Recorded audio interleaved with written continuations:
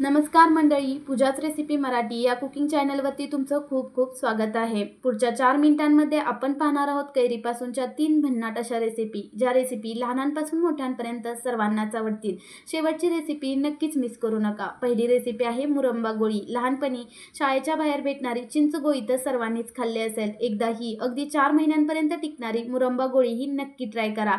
त्यासाठी मी इथं 300 ग्रॅम कैरी घेतली आहे। कैरी स्वच्छ धुवून कोरडी करून घ्यायची व सर्व कैरीची साल काढून घ्यायची। साल काढून झाली की कैरी किसणीने किसून घ्यायची। गॅसवर पॅन गरम करून 2 चमचे तूप घालायचं। तूप नसेल तर तेल वापरलं तरीही चालेल। किसलेली कैरी घालून कैरी 3 मिनिटांसाठी सतत हलवत परतून घ्यायची। कैरीचा रंग पिवळसर झाला की यात कैरीच्या अर्धा म्हणजे 300 ग्रॅम कैरीसाठी 150 ग्रॅम गूळ घालायचा। गूळ कैरीत मिसळून सतत एकसारखे हलवत मंद आचेवर वितळवून घ्यायचा।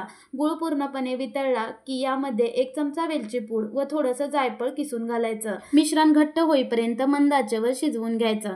6 ते 7 मिनिटात हे मिश्रण घट्ट होऊन जाईल। मुरंबा थंड होतोय तोपर्यंत गोळीला वरून कोट करण्यासाठी मसाला बनवून घेऊ। त्यासाठी 2 चमचे पिठी साखर, अर्धा चमचा लाल मिरची पावडर, पाव चमचा काळं मीठ घालून सर्व जिन्नस मिसळून घ्यायचे।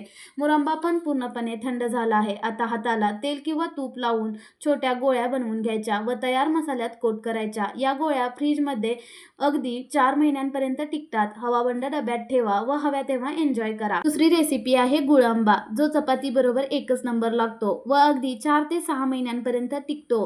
हा गुळांबा लहान मुलांना खूप आवडेल। गुळांबा बनवण्यासाठी मी इथं 500 ग्रॅम कैरी स्वच्छ धुवून कोरडी करून घेतली आहे। कैरीची साल काढून घ्यायची। या कैऱ्या थोड्या मोठ्या आहेत व यांची कोयरी पण थोडी कडक झाली आहे। चाकूने कैरीच्या छोट्या फोडी बनवून घ्यायच्या। जर तुम्ही इथपर्यंत व्हिडिओ पाहिलाच आहे तर चॅनलवर नवीन असाल तर चॅनलला सबस्क्राईब करा व बेल आयकॉन प्रेस करा, म्हणजे अशा नवनवीन व हेल्दी रेसिपीचे नोटिफिकेशन्स तुम्हाला मिळत राहतील। मी इथं सर्व कैरीच्या फोडी बनवून घेतल्या आहेत।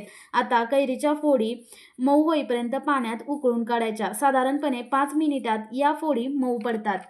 कैरी जास्त वेळ शिजवायची गरज नाही। मऊ पडली की लगेचच पाण्यातून वेगळी करून ठेवायची। पॅनमध्ये 1 चमचा तूप घालून अर्धा चमचा बडीशेप घालायची व कैरीच्या फोडी पाण्यातून वेगळ्या करून फोडणीत टाकून 1 ते 1.5 मिनिटासाठी परतून काढायच्या। त्याच पॅनमध्ये 500 ग्रॅम कैरीसाठी 300 ग्रॅम गूळ घालायचा। गूळ वितळवण्यासाठी 2 चमचे पाणी घालायचं। आपल्याला गुळाचा पाक बनवायचा नाही। गुळाच्या पाण्याला वरफेस आला की कैरीच्या फोडी मिसळून घ्यायच्या। कैरी टाकल्यावर थोडं पाणी सुटतं, पण जसं शिजत जाईल तसं गूळ घट्ट व्हायला सुरुवात होते।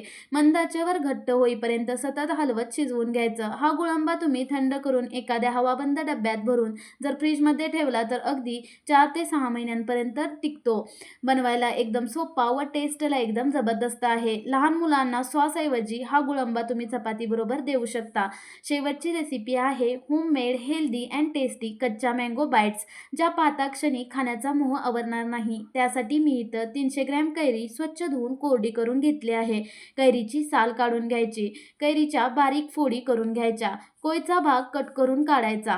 कैरीच्या फोडी 2 मिनिट पाण्यात उकळून काढायच्या। मऊ झाले की गॅस बंद करून पाणी व कैरीच्या फोडी वेगळ्या करून थंड करून घ्यायच्या।